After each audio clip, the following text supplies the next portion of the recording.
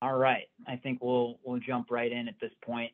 Hello, everybody. Again, thank you for joining me and Scott from Sentinel Group today on this webinar. My name is Tony Mancini. All the attendees right now are in listen-only mode.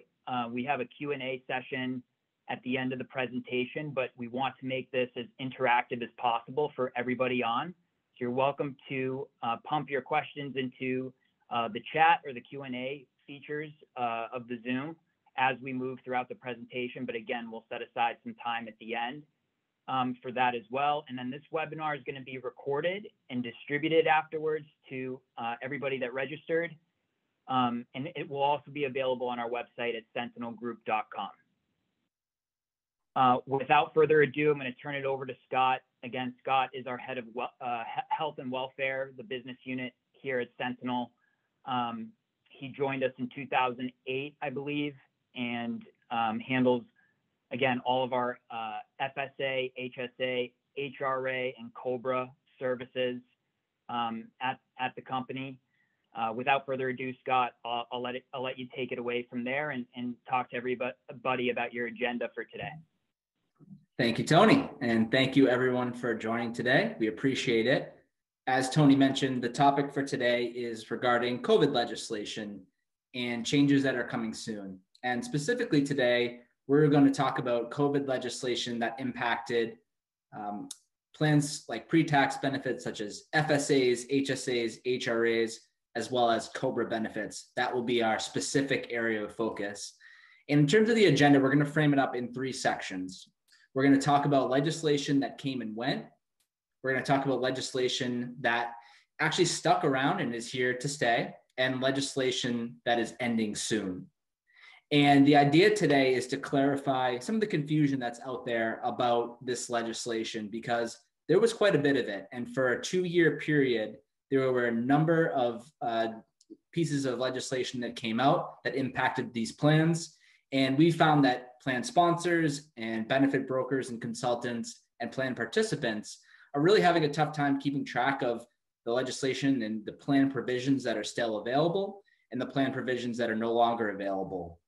And then where we're going to end is some legislation that's ending soon.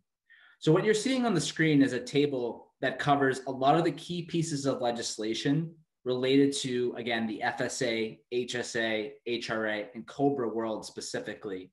There were around 5 or 6 key pieces of legislation that came out over that 2-year period of 2020 and 2021. And really one of the primary reasons why all this legislation came about was to give folks more access to their benefits. We were in a period of time where folks were not tapping into their dollars of their pre-tax accounts or tapping into their medical, dental, vision plans to the extent that they did in normal times. Folks weren't going to the doctor as much. They weren't going to the dentist as much. They weren't getting those elective procedures done. And that translated to less spending in FSA and HSA, and sometimes a more difficult decision around electing COBRA. So to combat that, the government came out with a number of key pieces of legislation to try to give folks a little bit more flexibility. Some of these provisions, as we'll get into, had to be adopted by the plan, adopted by you as the employer. Some of it was automatic. And as we'll talk about, some of it is legislation that was there for only a 1 or 2 year period. Some of it stuck around. And then we do have a key piece of legislation that's ending very soon, actually within the next month or so. And that's the last item that you see in the table, the joint notice. And that's where we'll spend really the balance of our time, that 3rd section today, the legislation that's ending soon. And within that, we'll cover some potential communication that you might have to initiate as a plan administrator, as a plan sponsor, or ways where you can partner with your administrative partners who handle FSA, COBRA, et cetera, to do the same. So we really have 3 goals for today. One is to alleviate any confusion that you may have around the topic of this legislation, again, clarifying what options are still available and what options are not, and highlighting at the end what options are changing soon.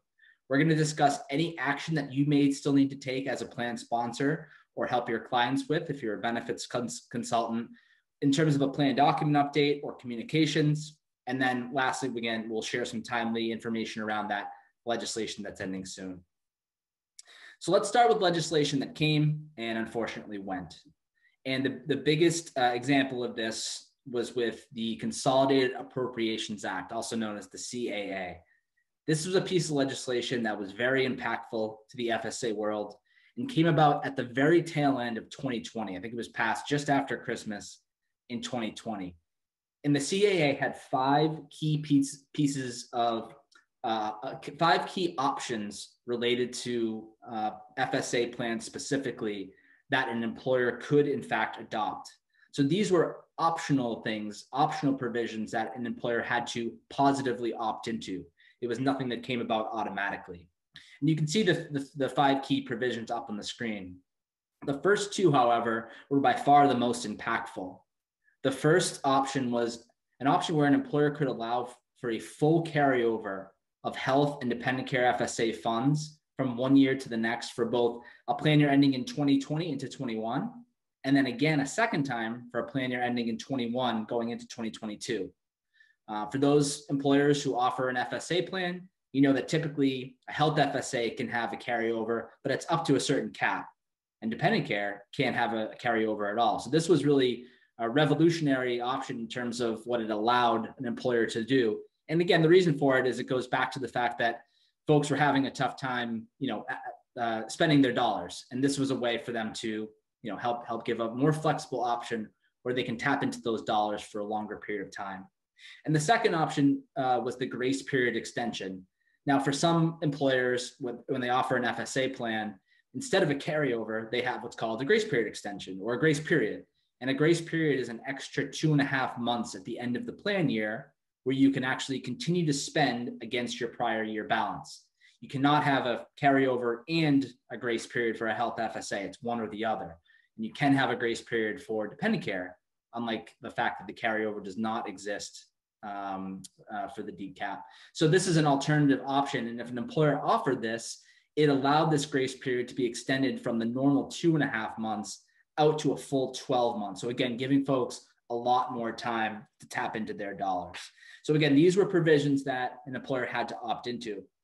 But the reason why we bring it up is really for the sake of clarity, because these are provisions, unfortunately, that are no longer available. And I think where the confusion comes in specifically is for some employers who have a plan year that runs off calendar. So a lot of our employers that Sentinel works with, they have an FSA that operates on a calendar year. And when you read the regs, it's a lot more straightforward. And a lot of the examples are designed for calendar year plans. If you have a plan year that's off calendar, there's definitely been some confusion around, when the options end. Unfortunately, the way it was written is a plan year that ends in 2021 going into 2022 was the last time that this full carryover option would be made available. And really for any of the five major provisions that were listed there, that's the very last point in time when you saw an option available. So these were options that required an opt-in. They also required some plan document updates at that time. There was some grace in terms of the amount of time you had to make your plan document changes. Typically, all changes from a plan document perspective have to be made in advance of a change. In this case, you could actually make it retroactively. But the bottom line is that, those changes came and went. They had an opt-in requirement. The plan document had to be updated as such. And now, unfortunately, we're at a point where these options are no longer available. But at Sentinel, we've gotten a lot of questions over the last few years about whether the carryover for the full amount is still there, whether you can still allow mid-year changes in an FSA without a qualifying event.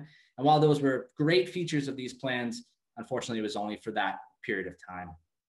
So Scott, before you move on, we did get a question that just popped in a couple minutes ago, which is pretty good. And I think,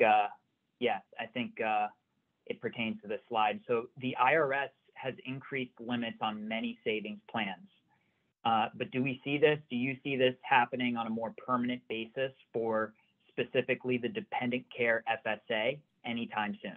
That's interesting. I'm actually going to move to the next slide. And I promised the audience that is not a planted question, but is actually an excellent transition into the other piece of legislation that came and went. So Tony, I'm going to pause on that question because I am actually going to hit on that right now.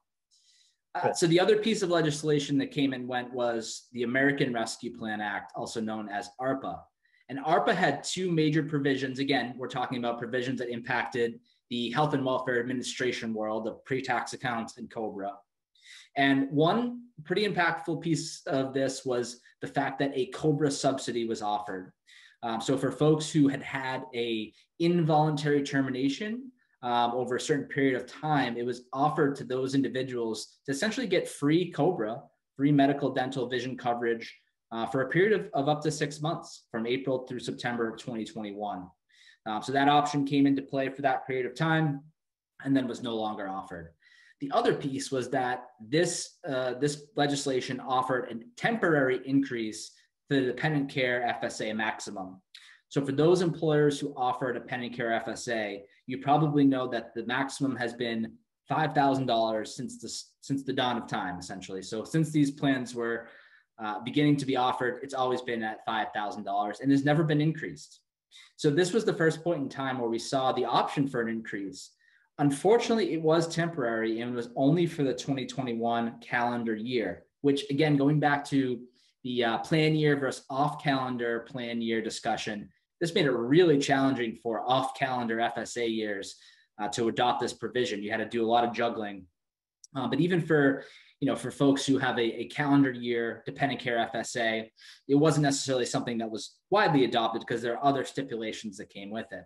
So this was a temporary thing, and it did require an opt-in. It did require action on the part of the employer to make this election, specifically the dependent care FSA we're talking about, to accept this temporary maximum of $10,500. And it did go away after the 2021 calendar year. But to get back to the question about whether it will be increasing anytime soon, there's actually been some movement in Washington to make an increase like this more permanent. There's a bill, and the name of the actual bill is escaping me, but there's a bill that's received some pretty good traction in terms of getting bipartisan buy-in, and it has in it actually a provision to increase the dependent care maximum to $10,500 and allow for indexing, much like the other benefit plans where you'd see an increase potentially every year or every 2 years. So the short answer is that nothing is definitive, but there is some movement to make this a more permanent thing, because as we know, daycare costs are typically well above $5,000 a year. And to give folks the ability to put in a little bit more would be a huge thing. One more thing though I'll say about the dependent care FSA, for those employers who offer dependent care, you may know, hopefully you know, that there's some pretty stringent non-discrimination testing rules that go along with dependent care FSA. There are actually non-discrimination testing rules that go with health FSA, that even go with your general cafeteria plan. Dependent care FSA, however, has the most commonly failed test of all. It's a test called the 55% average benefits test. And unfortunately, an employer can offer dependent care broadly to their organization, and yet it's a utilization test that looks at who exactly in your organization is using the dependent care dollars and what percent of those folks are highly compensated versus non. So for that reason, it's a very commonly failed test. So with this potential increase that I just referenced, where the government might allow for folks to put in, let's say, $10,500 in the dependent care, you could see a secondary or a heightened risk with failing non-discrimination testing. You could see that to even a higher extent than today. So along with this lobbying that's happening in DC for a higher maximum, there's also lobbying that's going right along with it to say, let's change the nature of this 55% test, because in my humble opinion, it's a bit of an inherently unfair test in the way that it's designed, because as an employer, you could have all the good intentions in the world to offer this benefit broadly, and it just so happens that a certain population takes advantage of it, and you end up failing this test, and there's a whole series of consequences as a result. So I bring this up to say that there is some movement on this front in Washington. We're part of a lobbying group called ECFC, and they spend some time in Washington fighting for HSAs and FSAs, dependent care, and this is one of the priorities. It's to give dependent care access to a higher level and to give access to more folks than it is today. So a bit of a tangent there, not necessarily all related to ARPA, but just wanted to let everyone know that this is some potential changes that are coming down the line, and really for the better.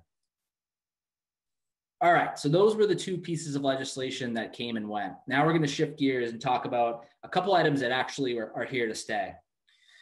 One of the first pieces of legislation that came out to kind of combat what was going on with COVID was the CARES Act. And the CARES Act came about in March of 2020. And the CARES Act had a ton of provisions in it. But what we're going to focus on are really the two that you see on the screen, but really the top one is what was part of the CARES Act. As a brief bit of history, before the Affordable Care Act, Obamacare, came about in 2010, 2011, you could actually use your FSA and HSA to purchase over-the-counter medicines and drugs. We're talking about things like allergy medicine, cold medicine, pain relievers. These were products that were FSA eligible. Now, as part of Obamacare, and as a way essentially to create, some revenue going back to the government for everything that was maybe going out the door the other way in terms of spending, they actually took out over-the-counter medicines and drugs, and no longer were those products FSA eligible. So for about a 10-year period, they weren't part of those plans. Well, with the CARES Act, these items thankfully came back. So with the CARES Act, they brought back these over-the-counter medicines and drugs as once again eligible for FSA and HSA. Later on in 2021, a secondary piece of legislation came out, an IRS announcement, and it actually made personal protective equipment eligible as well. So these were two pretty significant changes. And again, the reason being that it was giving folks a more broad way to access their FSA dollars, more items, more products to spend on, which was a positive thing. And then this is where, some action may come into play even now for your plan.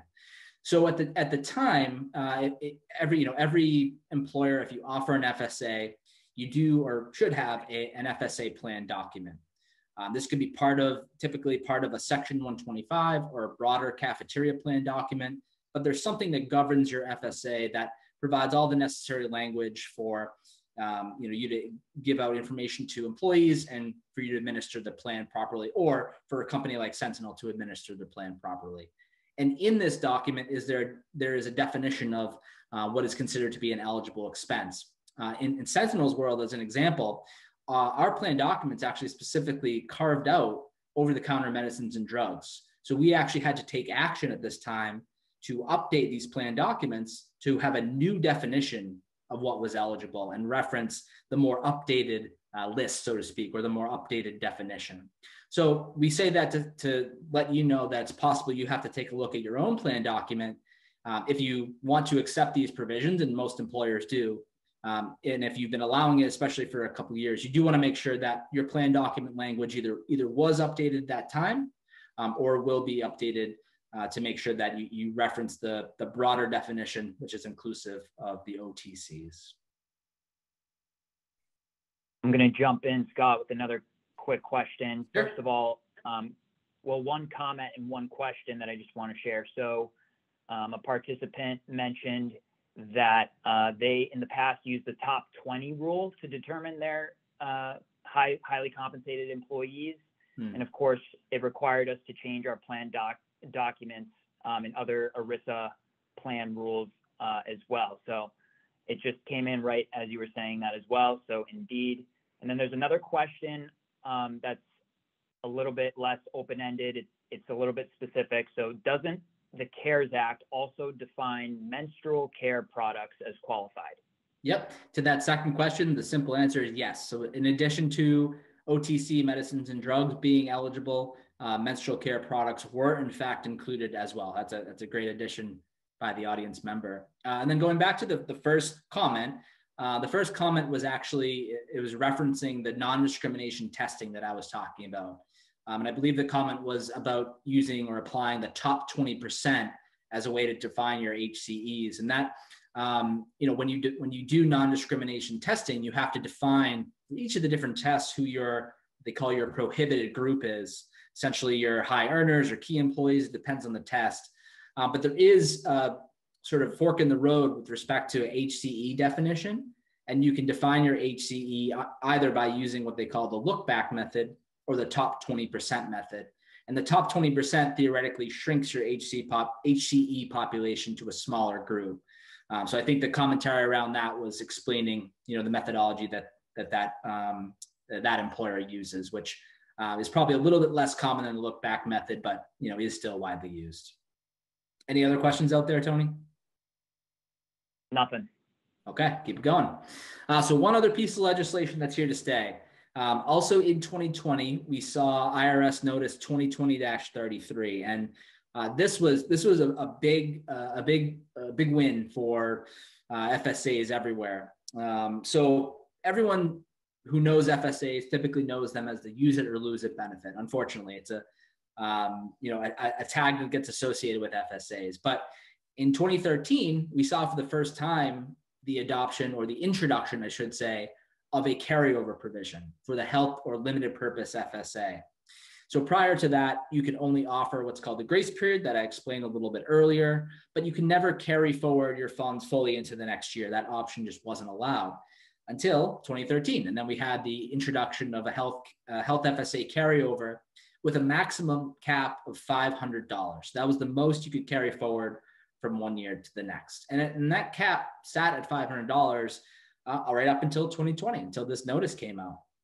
So what this notice did was it allowed the maximum carry forward amount to go from 500 to 550. So it was a $50 increase right off the bat.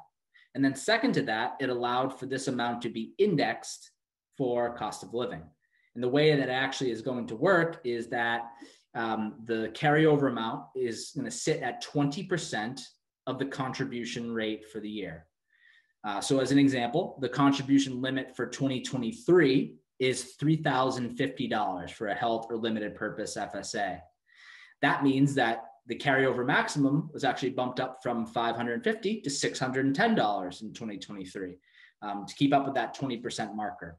So this was a great addition to plans because the introduction of a carryover provision back in 2013 was a great win in itself.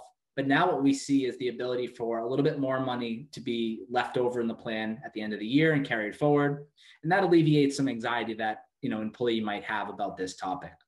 So what I'll say about the carryover provision is, if you don't have this today as part of your FSA plan, it's definitely worth considering. As I referenced before, a plan is not allowed to have a health FSA carryover and a health FSA grace period. It's an or decision. The carryover does allow for, potentially more time to spend your money.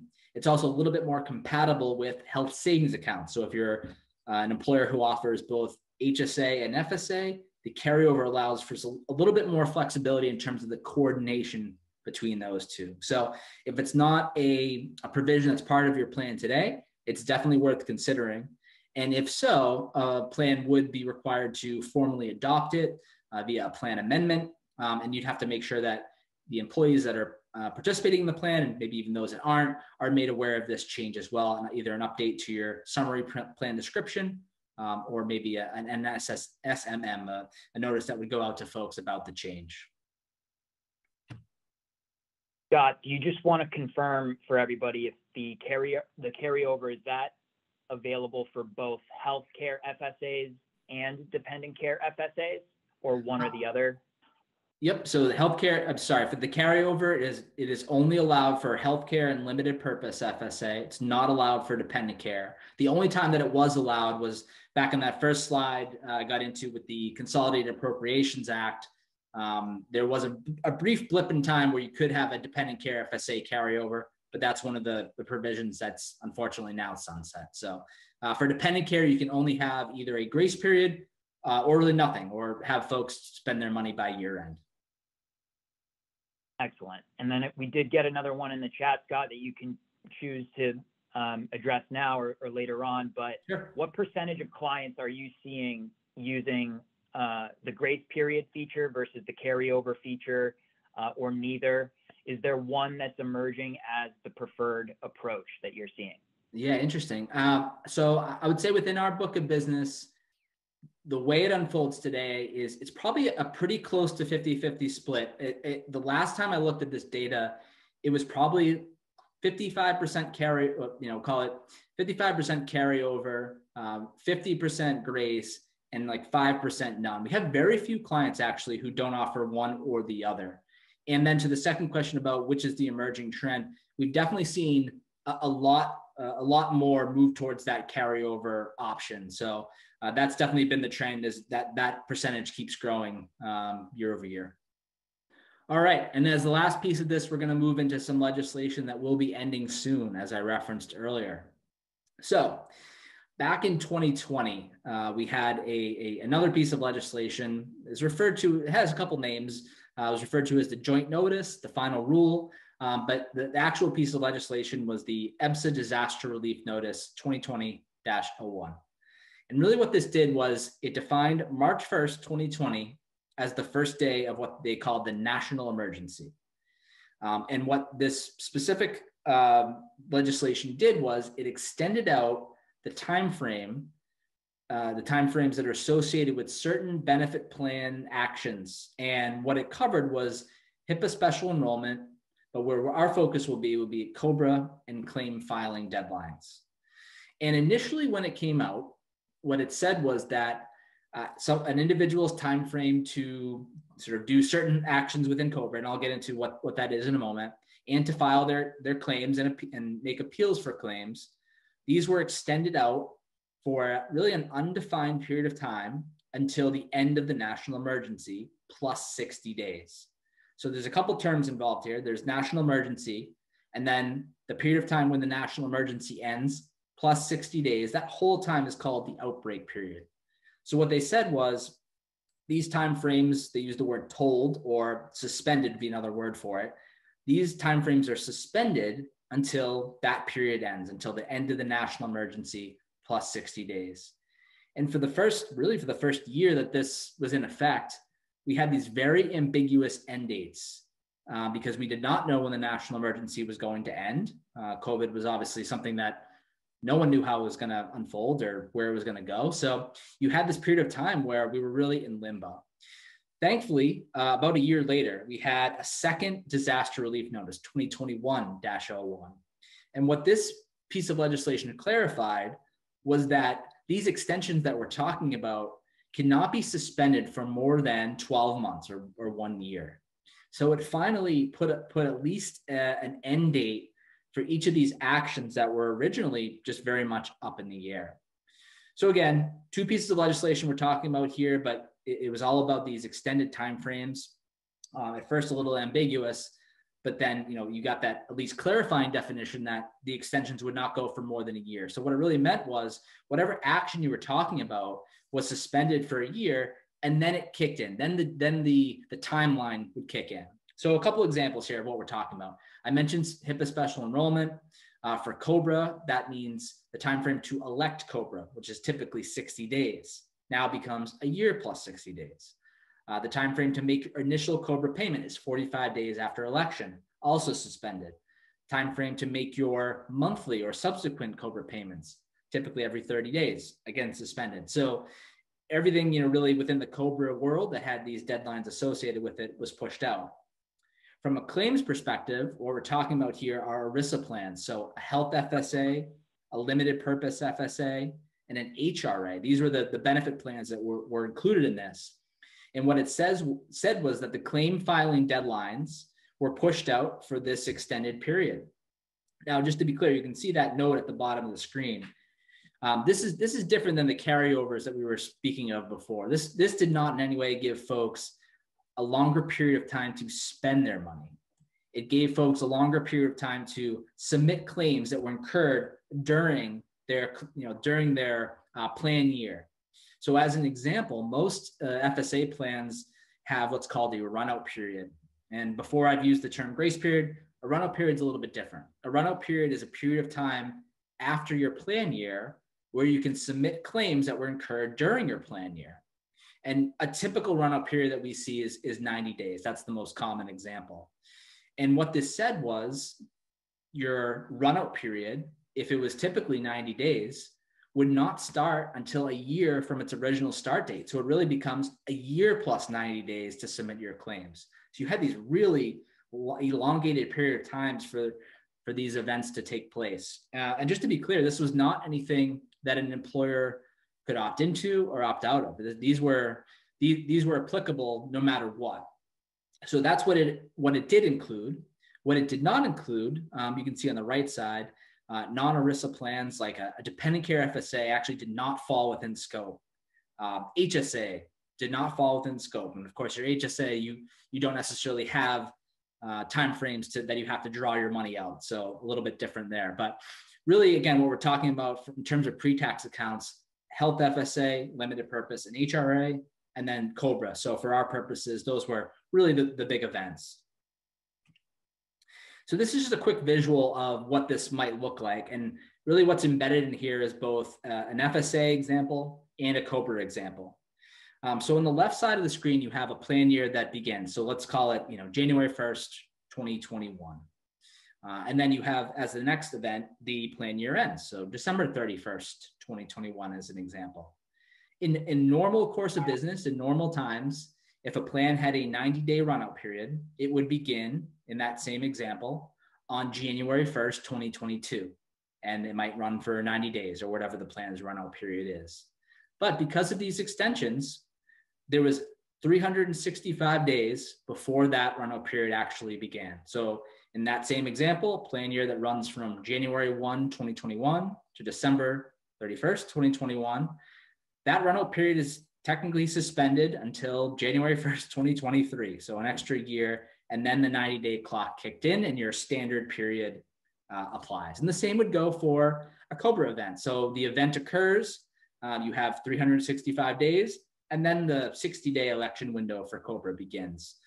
So you can see how these, created a lot of confusion for participants and employers, but then also really just stretched out the period of time that folks, had access to make these elections and sometimes to file their claims for the year.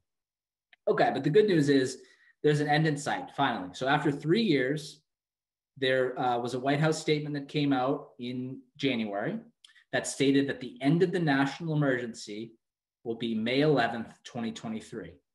And if you might recall from a few slides ago, we said that the national emergency was one definition, and then the second was what they called the outbreak period, which is the national emergency plus 60 days. So that brings us to July 11th, 2023. July 11th, 2023 is the date when everything returns to normal, at least in the eyes of what we're talking about today. So this is the time frame where, as of July 11th, you're going to resume normal course of business for run-out periods, for COBRA elections, and COBRA payments, among other things. Now, one thing I will point out, this date is subject to change. And when I say subject to change, if it changes, it will actually probably move up or move earlier, if anything. There was a bill that's introduced that I think is making its way to the president's desk that would have an earlier end date to the national emergency, and as a result, an earlier end date to the outbreak period. Not official yet, but it's very possible that the end date will be before July 11th. For now, that's really what we know, but that date is subject to potential change. The good news is, if anything, it would be happening earlier. I'm going to pause for a minute. Tony, any questions that have come in that we want to take a look at? No questions have popped in. There was one quick comment going back to, not to throw off your agenda, Scott, but just going back to grace periods and carryovers. Somebody just wanted to add a little bit of color around what they're doing at their employer. That they had the grace period initially, but they changed to the rollover provision because they had added an HSA component. Yes. And they learned that it allows those with FSA funds to, if they're changing to the HSA, to put those funds into the limited purpose FSA. So that's a really creative solution from that participant. We thank you for sharing that. Does that sound pretty on par, Scott, with 100%, Tony. I'm glad that was brought up, and didn't want to dive too deep into it, but I referenced a few slides ago when talking about that FSA carryover, that it's a little bit more compatible with an HSA. And that's the exact scenario as to why. That's the perfect use for it. So if you're an employer who offers an HSA option and also still offers an FSA, it's possible that you have someone who will switch from one to the other. And if you were to do nothing else, that carryover actually becomes an issue for someone trying to contribute to an HSA. And the way around it is to allow your carryover to funnel from a traditional healthcare FSA into a limited FSA. So I think in this example, the employer had the grace period offered, and the grace period also creates an issue for HSA participants that you cannot really avoid if someone carries a balance into the next year. Essentially, you're precluded from making HSA contributions until that grace period has passed. So this was a perfect use case of how the FSA carryover is a little bit more compatible when paired up with that HSA. And so, Scott, going off that note, another live question is, so can the health FSA still move over to the limited purpose FSA if they join an HSA eligible plan? Yep, as long as the plan document is designed to state that, that's absolutely how it would work. And that lets someone keep their money. They don't have to forfeit it. It doesn't prohibit them from making HSA contributions. And they can use their money for dental and vision expenses in that limited FSA. So perfect. So I'm not going to read through all these, but we did share a few examples. As a reminder, this will be recorded, so it can always be referenced back. We have a couple examples up here. In terms of how these extensions would play out, we have an FSA example. It's really a very common example of a calendar year plan with a 90-day run out. And the short of it is, in that scenario, a calendar year health FSA to limited purpose FSA plan year with a 90-day runout period. Because of the way the dates fall this year, the runout period actually does not begin until July 11, 2023. You can still submit claims now. Theoretically, it's just sort of suspended. It'll start as of that date, and it really means someone can submit their claims through October 8th of this year for a plan year that ended at the end of last year. That's one key example.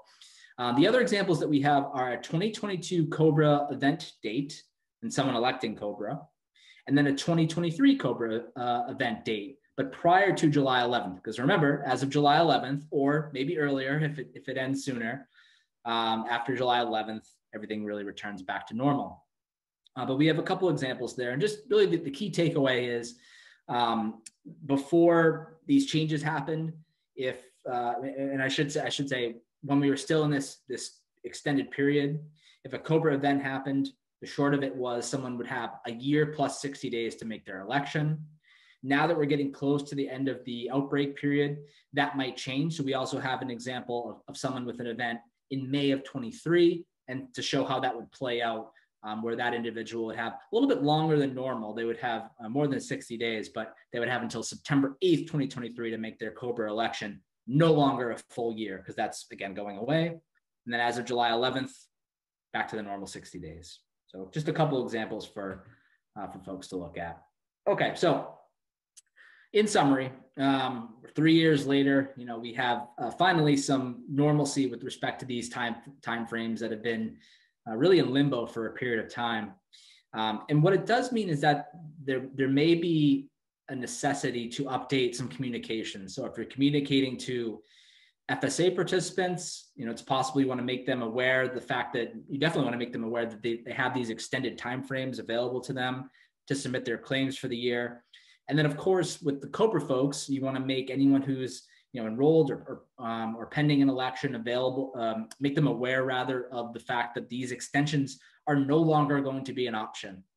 And then, of course, after July 11th, everything resumes to normal, and there really should be no reference to any extended period of time. So in terms of suggested action steps, communications to health limited purpose HRA plan participants could be a good step. Making sure that COBRA participants understand the updated timeframes, also a key step, and that COBRA materials that are used on an ongoing basis, either now in this sort of interim period as things are coming to an end, and then after July 11th, making sure that they reference the correct deadlines, give folks resources to make them aware of when do they truly have to elect, and then again removing any reference to extensions after that July 11th, or again maybe earlier end date. So that's where we're going to end it for today. Tony, any other questions came in since we went over a few?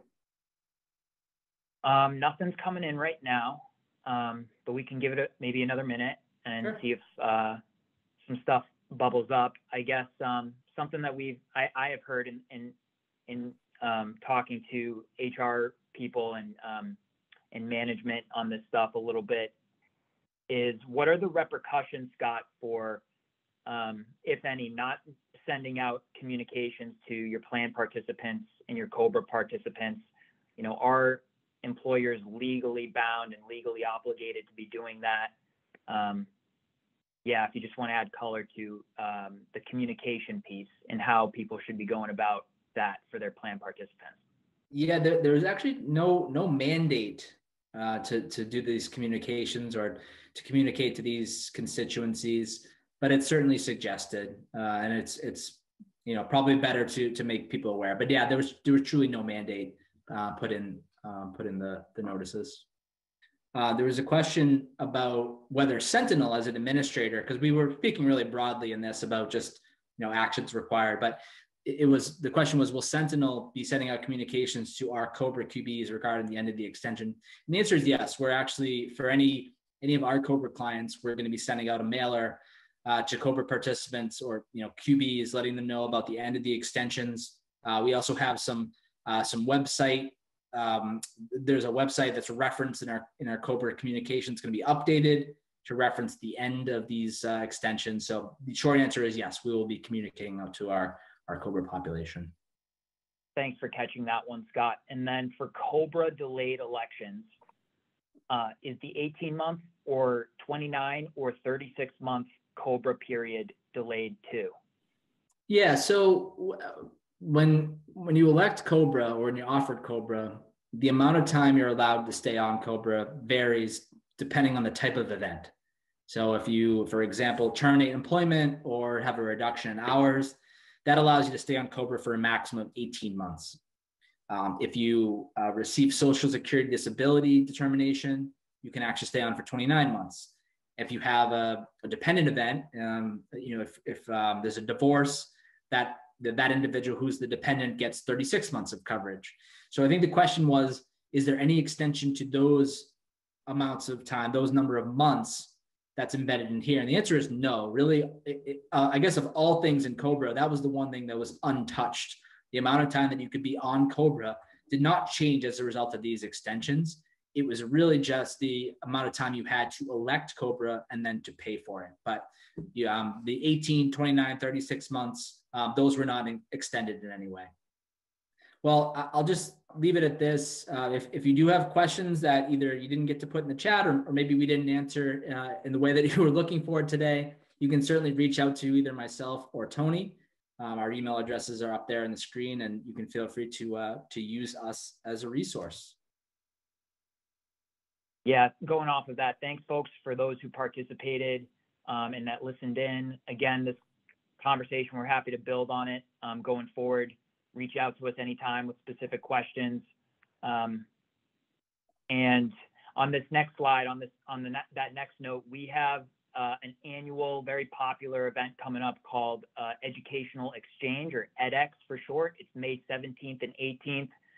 It's a virtual sort of 2-day conference with keynote speakers and presentations.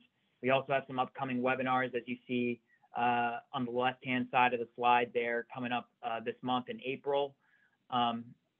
edX, again, will be exploring all the latest trends and actionable items that you can bring back to your organization. Registration details for all of these things are always on our website in the webinars and events section. And other than that, have a good afternoon, everybody. Thank you for joining. Thanks, everybody.